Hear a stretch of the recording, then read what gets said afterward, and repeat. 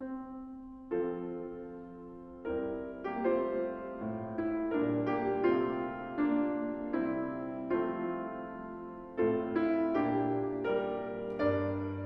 오늘은 63문이죠. 자, 63문 제5계명은 무엇입니까? 제5계명은 내 부모를 공경하라. 그리하면 너의 하나님 나 여호와가 내게 준 땅에서 내 생명이 길리라 하신 것입니다. 그랬죠. 자, 이제 1계명부터 4계명까지는 하나님 앞에서, 그러니까 우리가 전에 처음 다시 한번 보세요. 그러니까 사람은 하나님과의 관계, 그러니까 이 관계가 늘 중요하다 그랬어요. 그러니까 사람들은 소유를 많이 가지면, 그러니까 뭔가를 많이 가지면 행복할 거라고 생각하는데 그게 아니고 사람은 바른 관계에 있을 때 행복하도록 되어 있어요. 첫 번째 관계가 누구냐면 하나님이에요.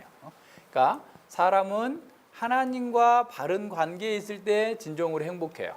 그래서 1계명부터 4계명까지가 어떻게 하나님과 바른 관계를 가질 것인가? 첫 번째, 오직 하나님만 섬긴다. 두 번째, 하나님께서 계시해 주신 방법대로만 섬긴다. 세 번째, 하나님께서 온 마음으로 하나님을 섬긴다. 그러니까 그냥 하나님을 예배하기는 하고 또 개혁주의적으로 예배를 드리는데 마음은 딴 데가 있는 사람들이 많다고 그랬잖아요. 그러니까 우리의 전심으로 망령되이 일컫지 말라라는 것은 우리의 삶 전체에서 우리의 온 마음을 다해서 하나님을 예배하는 것.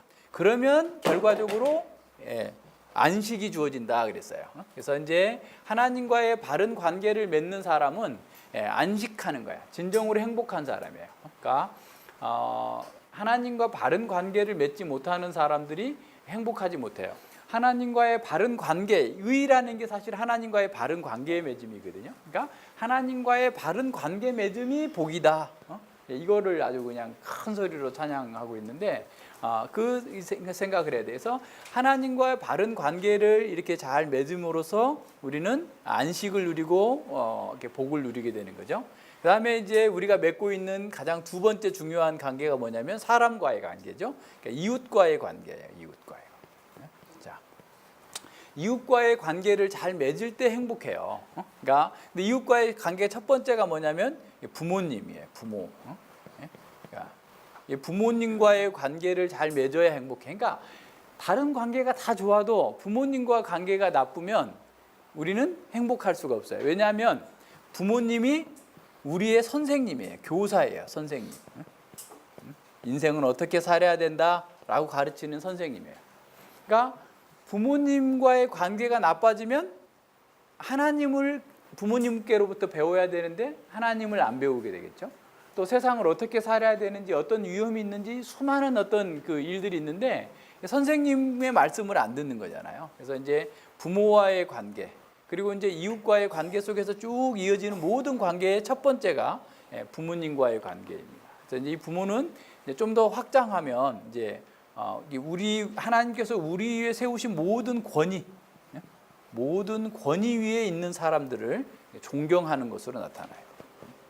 그게 어떻게 보면 이 바른 관계 속에서 행복해지도록 만드는 거예요. 그러니까 사람은 뭔가 많이 소유해서 행복해지는 게 아니고 하나님과 이웃과 그 다음에 이제 어떤 거겠어요?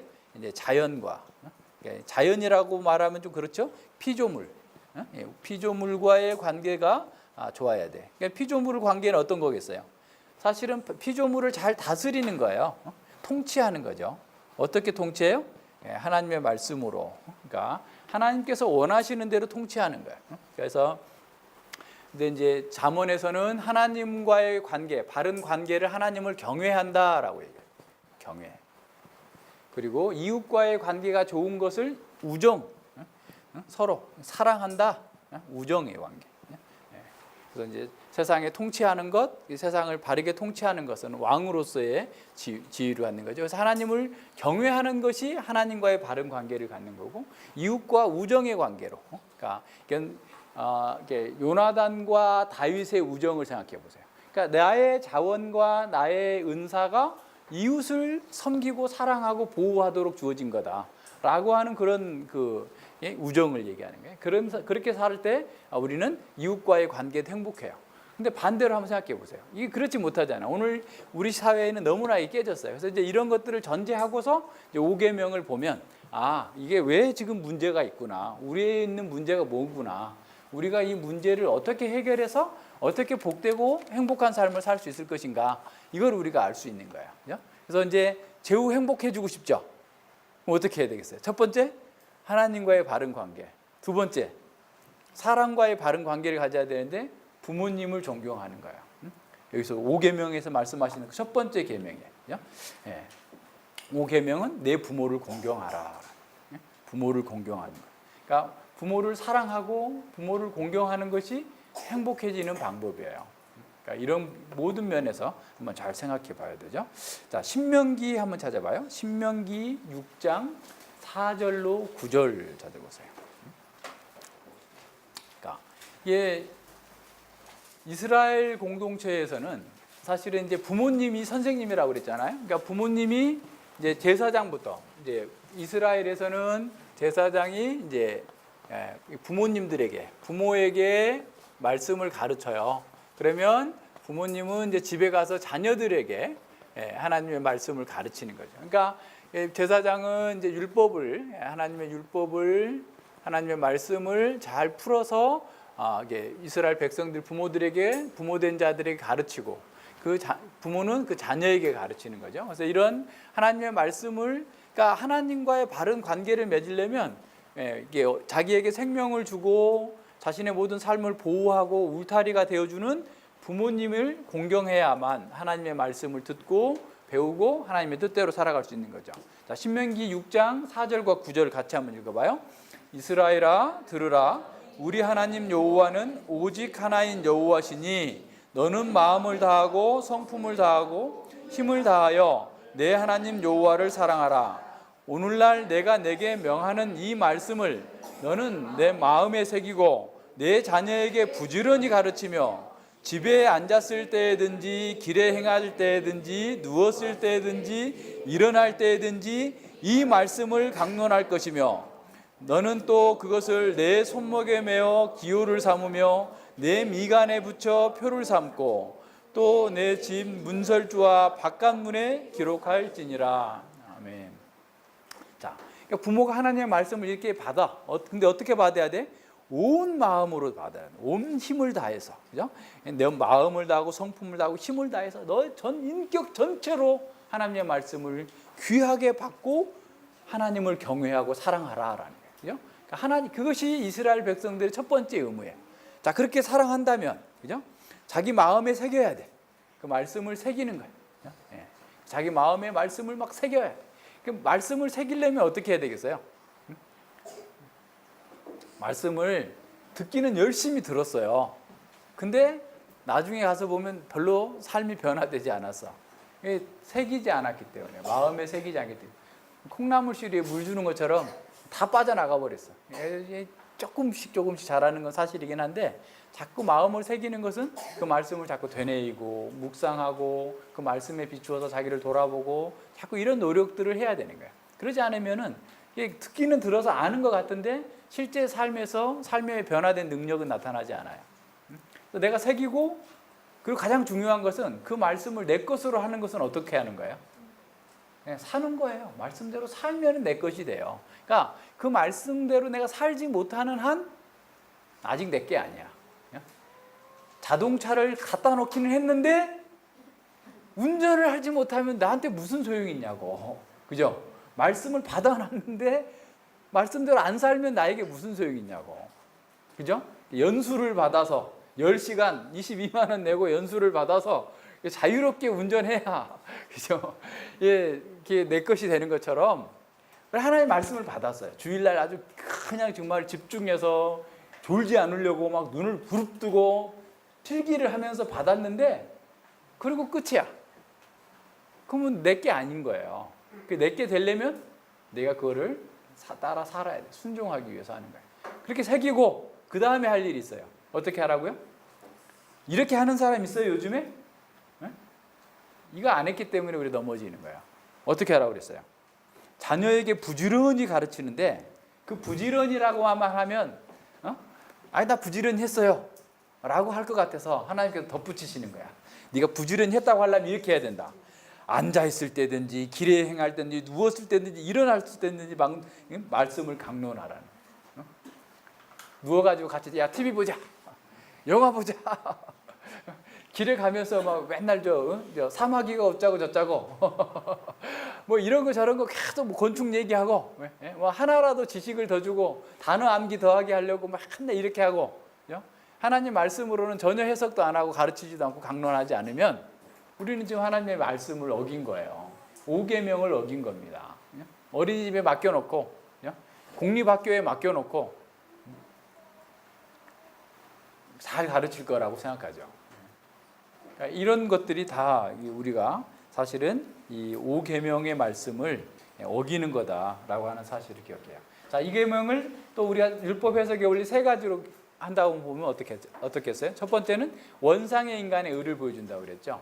그러니까 원상의 인간 아담 하와는 부모가 없어요. 누가 부모예요? 하나님께서 부모예요. 그죠? 하나님의 말씀을 따라서 하나님을 공경했던 거예요. 그러니까 자신 위에 하여튼 권위가 있다. 내가 내 마음대로 살면 안 되고 나를 만드신 창조하신 하나님의 뜻을 따라서 살아야 된다라고 하는 것을 어떻게 해야 돼요? 받아들이고 그걸 순종하면서 그렇게 해서 기쁨과 즐거움과 행복을 누렸어요. 그리고 이웃을 위해서도 그죠? 이웃을 사랑하고 함께 공경하고 그죠? 그래서 부부간에도 어떻게 해야 돼요? 존댓말 써야 돼요. 바꿔요, 바꿔. 아직도 이렇게 하면 안 돼, 그죠? 누구씨 이렇게 하면 안 돼요. 존대해, 존대, 그죠? 서로 사랑하는 것은 말로부터 시작해야 돼, 말로부터. 그래서 교회 형제 안에서도 어제도 이제 우리 도균 형제님을 만났는데 우리 자매님이 도균 형제한테 말을 좀 편하게 하세요. 그러니까 반말하라는 거잖아요. 근데 나는 반말하는 게 더 어색해요. 도균 형제님, 그게 더 쉬워요. 그게 또 우리 나온 거야. 우리도 그래서 청년들 사이에서도 가령 우리는 늘 이렇게 존경과 사랑을 담아서 존댓말을 쓰는 것을 일상화해. 그게 기본적인 거예요, 기본적인 거. 우리가 세상과 다르다라고 하는 것은 아주 기본적인 것부터 바르게 할 때, 하나님의 말씀을 따라서 이렇게 행할 때 그래요. 그러니까 원상의 인간은 하나님을 마땅히 존경할 자를 존경하고 또 경외함으로써 바르게 위를 행하면서 살았어요. 그 가운데서 진정한 행복이 있었던 거죠. 그래서 정말 서로 사랑하고 존경하고 또 하나님께서 세우신 질서를 따라서 또 남편과 아내 이런 질서를 잘 지켜서 하나님 안에서 주어진 역할들을 잘 감당할 수 있었던 거예요. 그러니까 이 그 5계명은 단지 부모님을 공경하라는 것에서 좀 더 넓게는 하나님께 세우신 모든 질서에 순복하라라는 거예요. 하나님께 세우신 모든 질서에 순복하라는 것을 담고 있어요. 그런데 보세요. 죄로 인해 죽어 있는 인간들은 이제 하나님의 권위를 인정하지 않으니까 자기가 그러니까 하나님과의 관계가 깨져버리고 자기가 하나님 자리에 앉아 있는 거죠.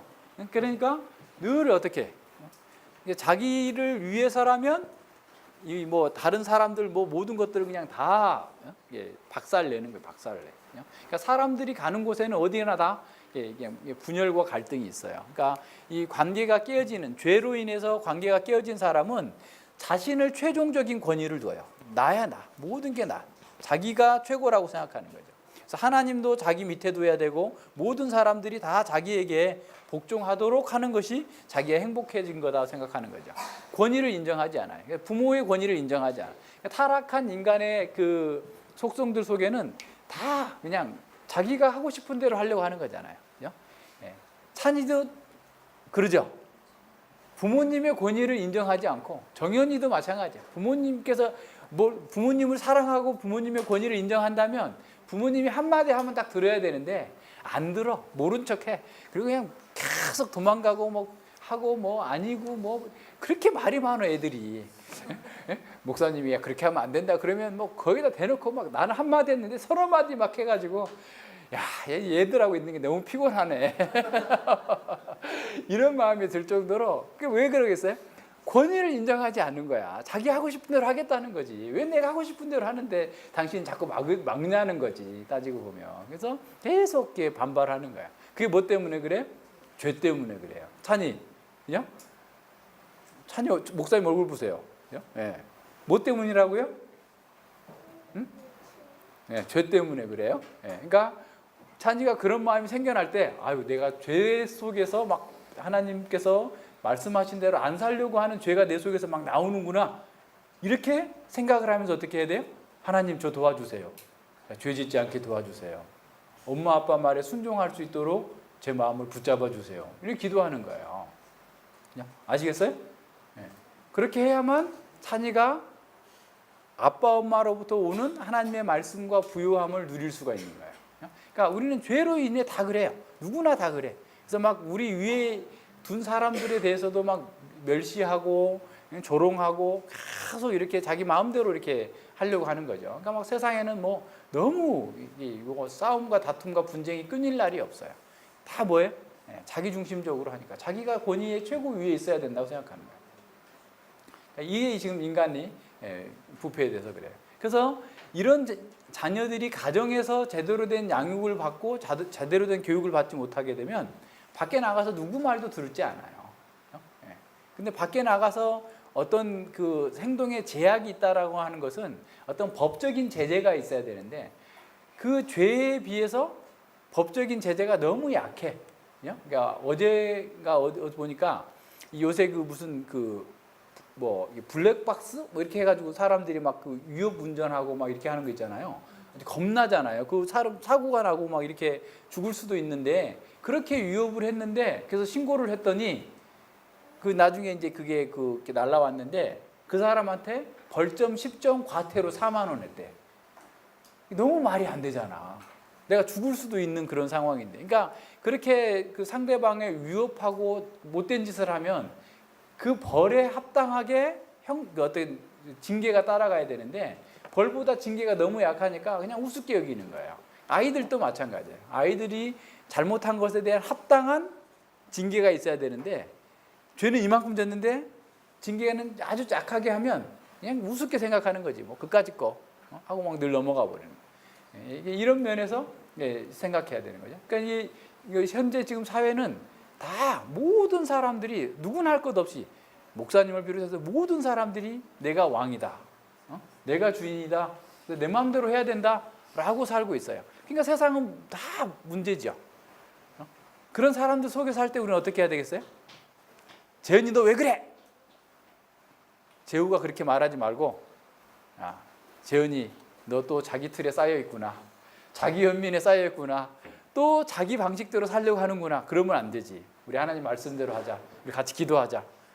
하면서 하나님께서 원하시는 대로 살기를 같이 협력해서 노력해야 돼요. 형제가 있는 게 바로 그런 거예요. 재우가 잘못하면 재현이가 얘기해주고 우리가 다 같이 그렇게 해서 하나님 말씀대로 우리의 죄를 억제하고 하나님의 뜻대로 살고자 해 나가야 되는 거예요. 그래서 사실은 부모의 권위를 저버리는 것은 하나님의 권위를 저버리는 거예요. 왜냐하면 하나님께서 부모를 우리 위에 질서로서 세우셨기 때문에 그래요. 그럼 하나님의 권위를 저버리는 것은 하나님께 반역하는 거잖아요. 얼마나 큰 죄예요. 영원한 사망을 당해야만 마땅한 그런 죄잖아요. 그것 때문에 어떻게 하셨어요? 예수님께서 이 땅에 오셔야만 한 거예요. 그래서 이 5계명은 내 부모를 공경하라 라고 했는데 실상은 우리가 부모를 공경하지 못하고 나를 위해서 나를 중심으로 해서 부모를 이용해 먹고 다른 이웃들과 하나님께 세우신 권위와 질서를 내가 파괴하고 반역했다라는 사실을 보여주는 거죠. 죄인인 것을 깨닫게 해주는 거예요. 그러고 난 다음에 어떻게 해요? 그래서 내가 영원한 사망을 당할 수밖에 없는 자였기 때문에 율법의 인도를 받아서 예수님께 나아가는 거예요. 그래서 예수님께서는 이 땅에서 하나님의 말씀대로만 이 5계명대로 철저하게 하나님께 순종했을 뿐만 아니라 부모에게도 순종하셨어요. 근데 이제 12살 때 예수님께서 부모들은 저기 이제 유월절 마치고 돌아가는데 안 따라갔다. 그래서 부모님께 순종하지 않은 거 아닌가 라고 또 생각하는 사람이 있을 수 있죠. 그러나 그것도 주님 안에서 그러니까 우리가 부모님을 순종하라고 그랬는데 가령 은혜 아빠가 은혜한테 너 오늘부터 교회 나가지 마. 그럼 순종해야 될까요? 말아야 될까요? 왜 그래? 왜? 이유가 뭐예요? 예? 예, 그리스도인 교회에 꼭 가야 되기 때문에. 예, 아빠에게 권위를 주신 목적은 하나님을 섬기도록 하기 위한 권위예요. 그러니까 목사님의 권위든 왕의 권위든 부모님의 권위든 모든 권위는 하나님을 찬양하도록, 하나님을 기쁘시게 하도록, 하나님을 내가 잘 섬길 수 있도록 돕도록 주어진 권위예요. 국가의 왕도 마찬가지예요. 대통령도 마찬가지예요. 근데 만약에 하나님께 세우신 권위가, 질서가 하나님께 나가지 못하게 되면 하나님께 주신 원래의 권위를 잘못 사용하고 있는 거잖아요. 오용하고 있는 거잖아요. 그럴 때는 순종하지 않아도 돼요. 무슨 말인지 아시겠어요? 그러니까 예를 들어서 정부가 너 이제 교회 예배 폐지, 다 교회 문 닫아. 그러면 예배 드리지 못해. 그러니까 일제시대 때 그랬잖아요. 일본 애들이 신사참배하고 12시만 되면 동쪽을 향해서 예배 드리다가 말고 절하고 이런 이상한 그 못된 짓을 우리에게 시켰는데 그럴 때는 어떻게 해야 되겠어요? 안 해야 돼요. 안 해야 돼요. 그러니까 그런 것들을 우리가 여러 가지 생각해 봐야 돼요. 그러니까 모든 권위는 하나님을 섬기도록 우리를 만들어가는 거예요. 그것에 반하는 권위에 대해서는 순종하면 안 돼요. 그래서 예수님께서도 그러셨어요. 사람들의 그 국가의 권위나 이런 모든 권위들에, 심지어는 예수님께서 보세요. 성전세, 반세겔 바치는 성전세를 내야, 마태복음 17장에 나오는 성전세를 내야 되는데도 안 내도 돼요. 사실은 받으시는 분이에요. 사실 예수님은. 그럼에도 불구하고 그걸 다 낸 거예요. 이 세상의 질서에 어떻게 보면 복종해 가신 거예요. 자원해서. 그러니까 우리가 마찬가지예요. 하나님의 자녀라고 그래서 그냥 내가 하나님의 자녀인데 국가가 니들이 뭐에 나한테 간섭해 하면서 그냥 세금도 안 내고 군대도 안 가고 뭐 이렇게 저렇게 하면 안 되는 거예요. 하나님께서 세우신 질서에 우리는 국가의 질서에도 세상적인 질서에도 잘 순종하는 사람이 돼야 되는 거예요.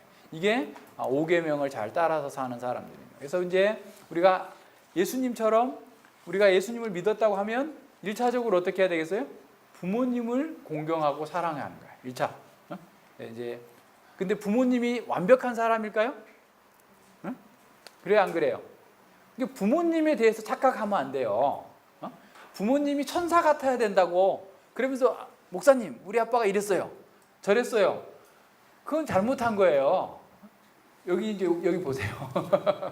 여기 봐요. 부모님도 연약한 사람이에요. 보세요. 하이델베르그 요리문답에 보면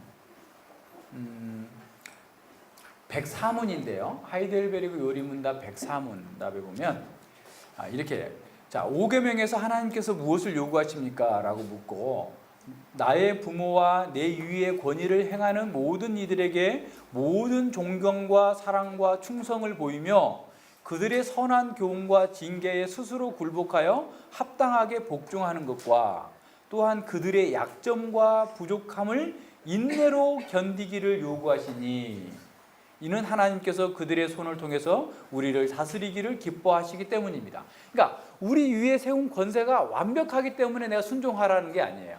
그들도 약점을 갖고 있어요. 그랬을 때 어떻게 하라는 거예요?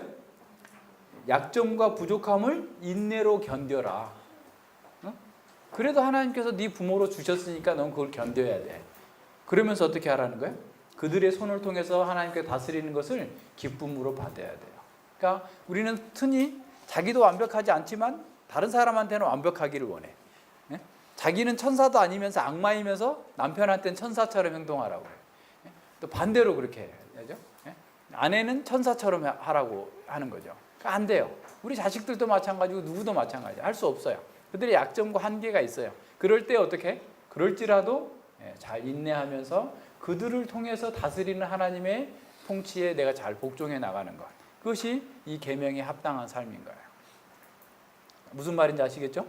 그래서 이제 마찬가지예요. 결혼할 때 배우자의 약점을 내가 감당해야 된다.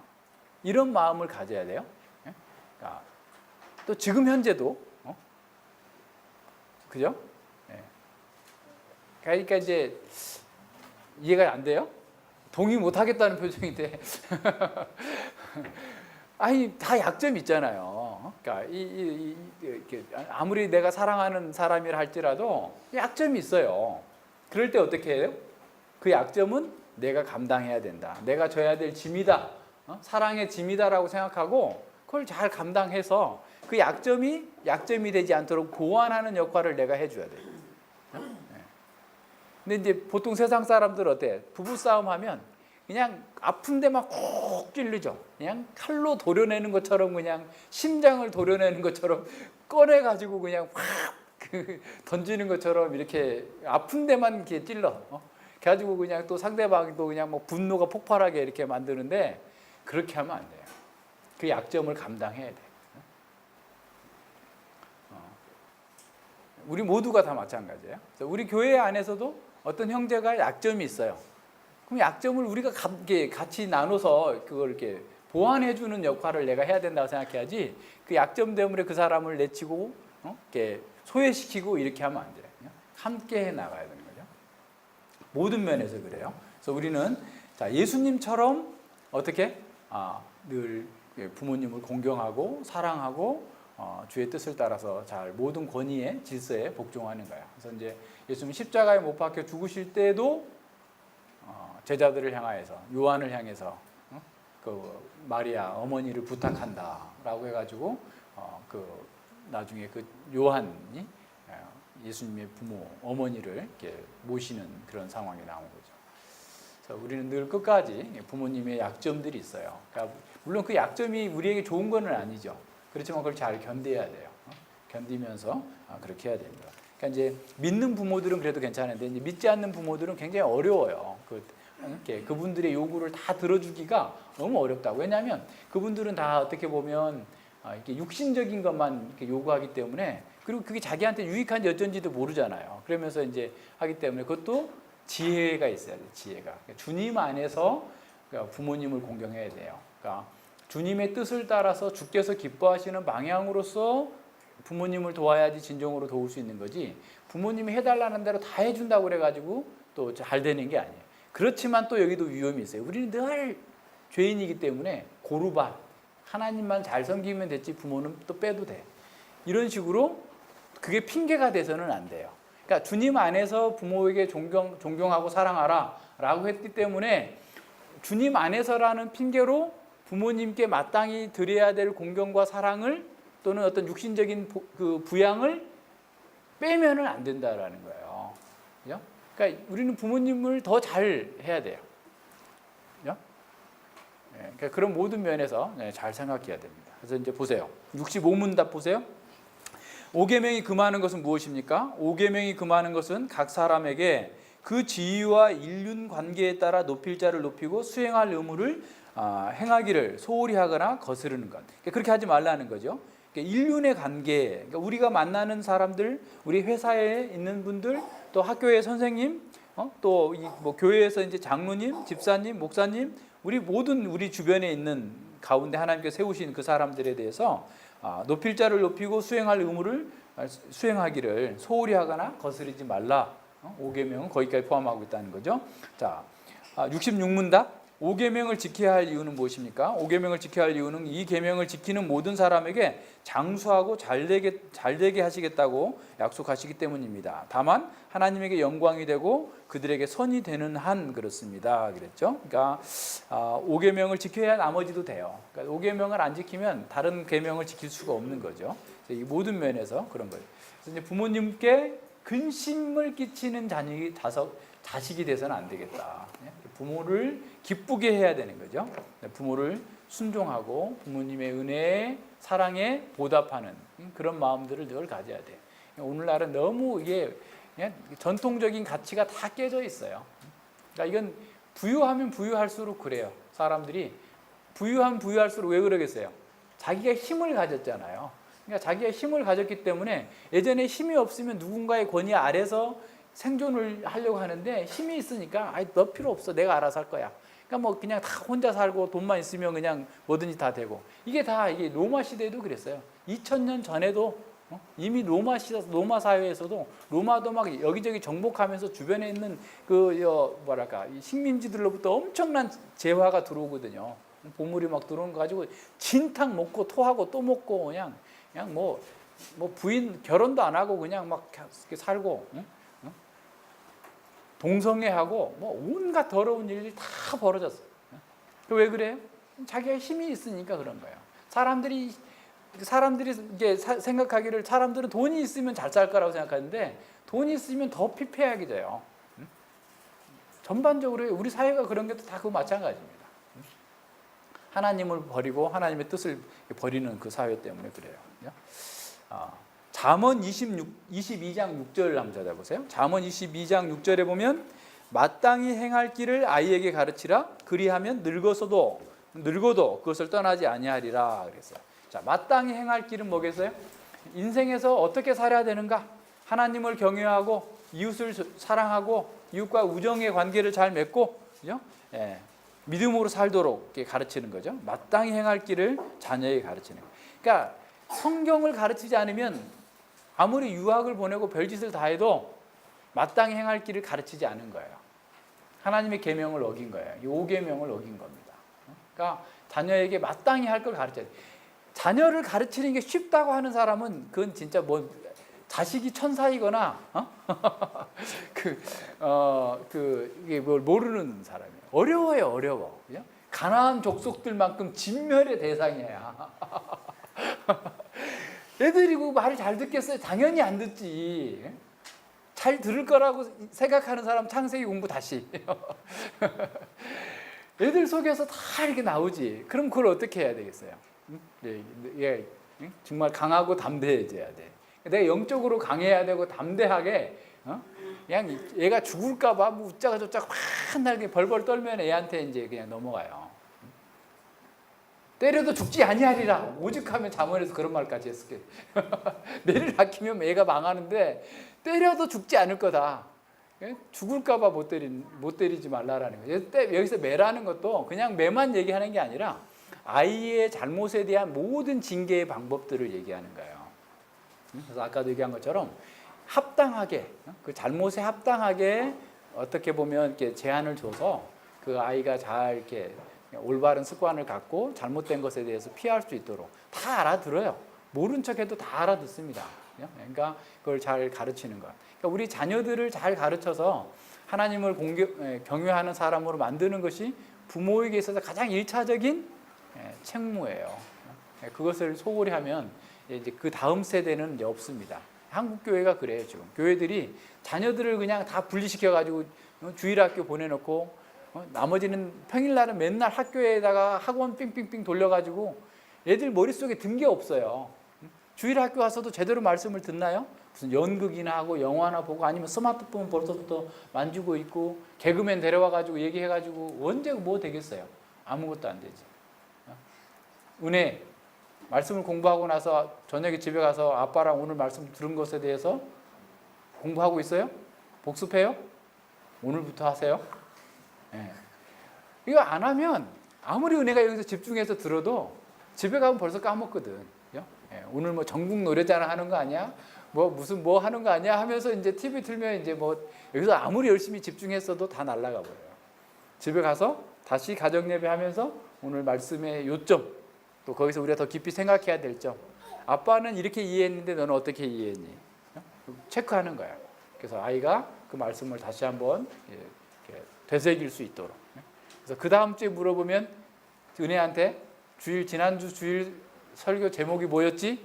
하고 물어보면 생각 안 하고도 툭 튀어나올 수 있을 정도로 그렇게 돼야 돼요. 그게 정상인 거예요. 뭐 너무 남보다 잘하는 게 아니라 그게 기본이에요, 기본. 그죠? 서연이 하고 있어요?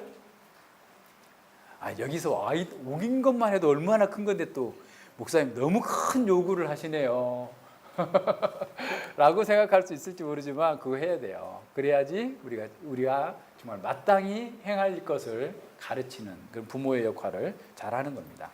그죠? 국가에 대해서도 그렇고 또 학교에서 모든 면에서도 하나님께서 정해주신 질서에 되도록 순복해야 돼요. 그러니까 오늘날 이 경찰들을 갖다 막 시민들이 막 때리기도 하고 막 아주 그냥 뭐 못 살게 오히려 구는 이런 일들이 벌어지는데, 하여튼 이게 이제 물론 한국에는 그런 역사가 있어요. 경찰들을 우습게 보고 나쁘게 보는 역사가 있는데, 왜냐하면 일본 식민지 시대에 순사라고 그래가지고 일본의 권력을 입고 그냥 한국 사람들을 괴롭혀서 이런 것 때문에 이제 그런 데다가 이렇게 자유당 정부의 독재 정권을 또 비호하고 군사 독재를 비호했던 그런 경찰권에 대한 존경이 없기 때문에 사람들이 그렇게 하기는 하지만 이게 제대로 해야 돼요. 이게 공권력에 대해서도 우리는 잘 어떻게 보면 순종하고 그 말씀에 따라서 가르쳐야 돼요.